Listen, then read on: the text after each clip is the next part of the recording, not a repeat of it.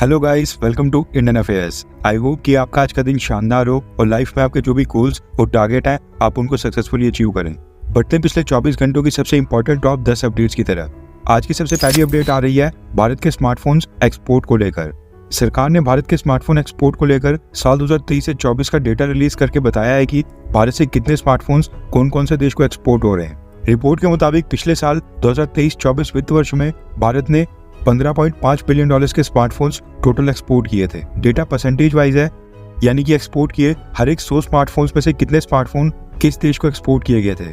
भारत ने सबसे ज्यादा स्मार्टफोन्स अमेरिका को एक्सपोर्ट किए, लगभग 35.75%, यानी कि America made in India smartphones का सबसे बड़ा बायर है। अमेरिका के बाद सेकंड पोजीशन के ऊपर भारत ने सबसे ज्यादा स्मार्टफोन्स यूएई यानी कि यूनाइटेड अरब एमिरेट्स को एक्सपोर्ट किए थे, टोटल 16.50%। थर्ड नंबर के ऊपर भारत के स्मार्टफोन्स का तीसरा सबसे बड़ा बायर था नीदरलैंड, और पिछले फाइनेंशियल ईयर में भारत ने नीदरलैंड्स को 7.62% स्मार्टफोन्स एक्सपोर्ट किए थे। फोर्थ के ऊपर यूनाइटेड किंगडम यानी कि ब्रिटेन को 7.3%, फिफ्थ के ऊपर इटली को 5.12%, जबकि सिक्स्थ के ऊपर चेक रिपब्लिक को 5.1% स्मार्टफोन्स भारत से गए थे।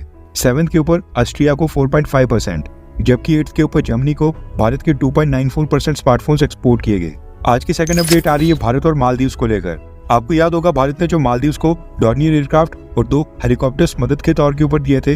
मालदीव्स के नए प्रेसिडेंट मोहम्मद बिजो ने शपथ ग्रहण लेते ही उनको ऑपरेट करने के ऊपर रोक लगा दी थी।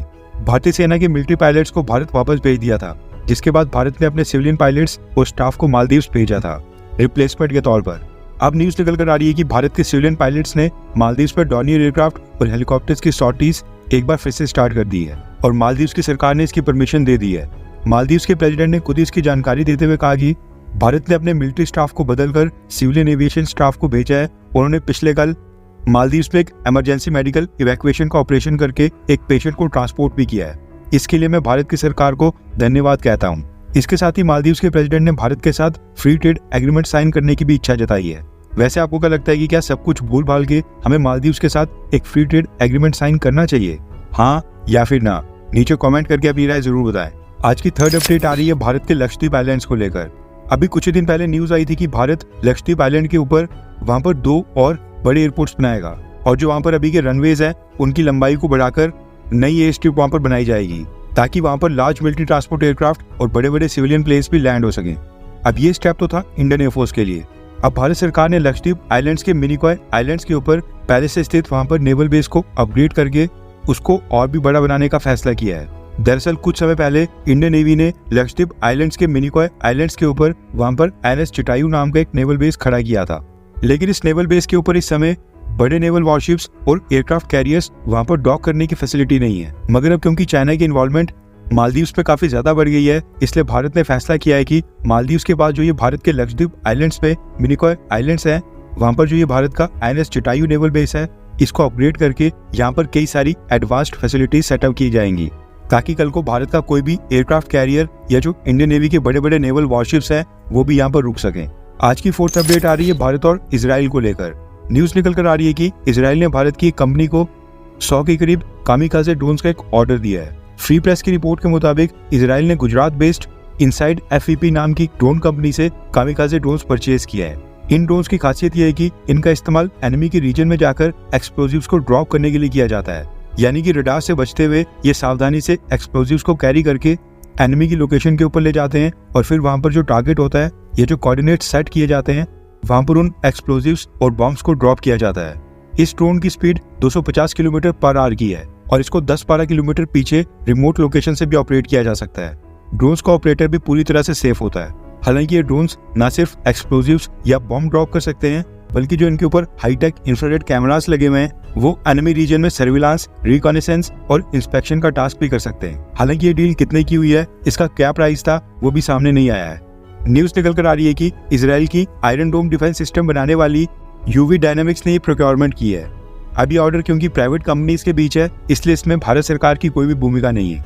खास बात यह है कि ये इनसाइड FPV ये भारत की एक स्टार्टअप डिफेंस कंपनी है।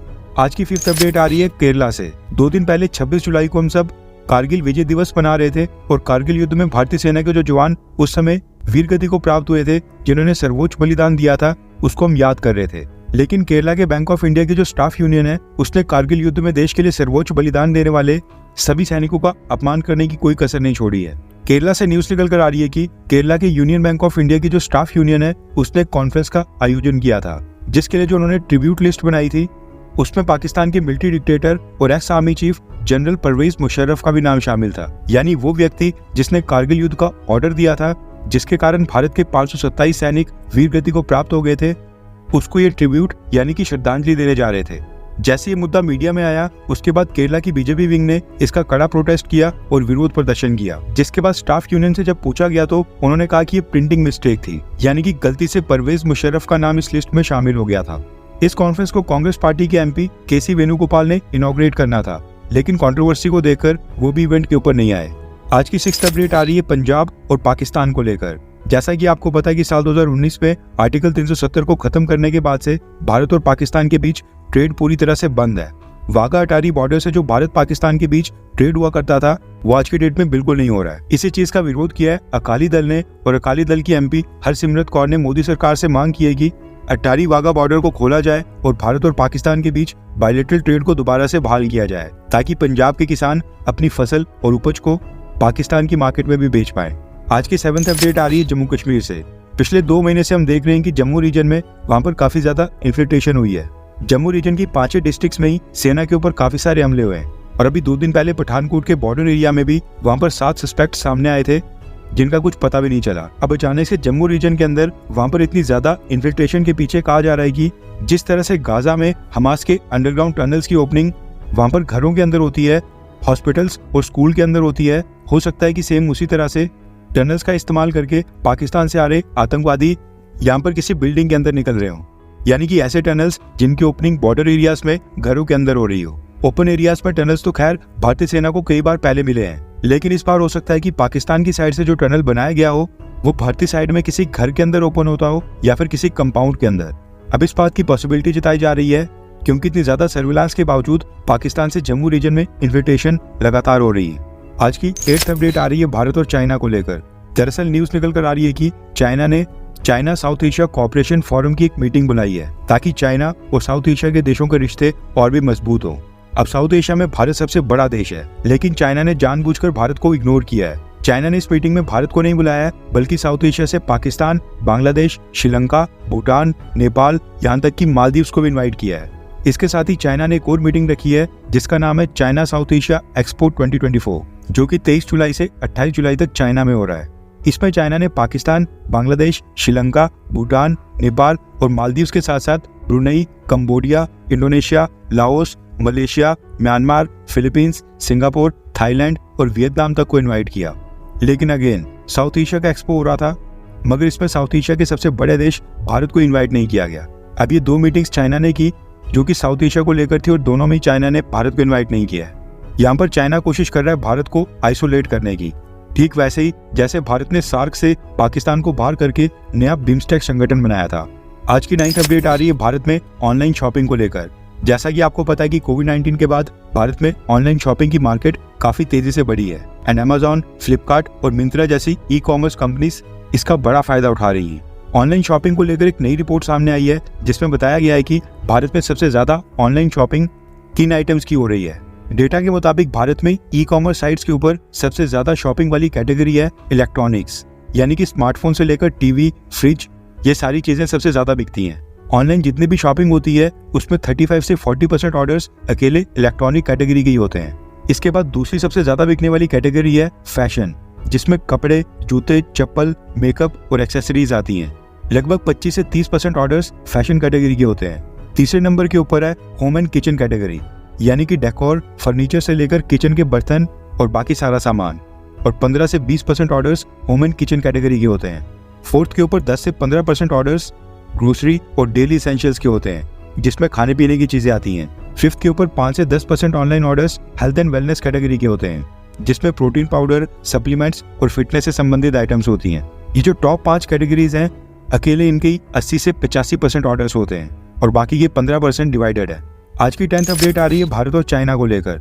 दरअसल भारत में चाइना की जो एम्बेसी है उसने भारत से रिक्वेस्ट की है कि भारत की सरकार चाइना के साथ डायरेक्ट फ्लाइट्स की शुरुआत दोबारा से करे। कोविड-19 के समय भारत और चाइना ने एक दूसरे के साथ डायरेक्ट फ्लाइट्स बंद कर दी थी, लेकिन कोविड-19 खत्म होने के बाद भारत ने दुनिया के बाकी देशों के साथ तो डायरेक्ट फ्लाइट्स की शुरुआत कर ली, लेकिन चाइना के साथ नहीं की थी।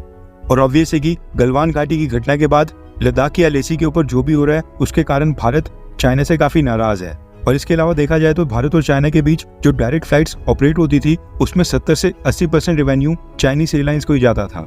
एक ये भी कारण है कि भारत चाइना के साथ डायरेक्ट फ्लाइट शुरू नहीं कर रहा है, लेकिन इस वजह से चाइनीज एयरलाइन कंपनीज को काफी नुकसान हो रहा है, जिसके चलते चाइना की एम्बेसी बार बार भारत से रिक्वेस्ट करी है कि भारत चाइना के साथ डायरेक्ट फ्लाइट्स को शुरू करे।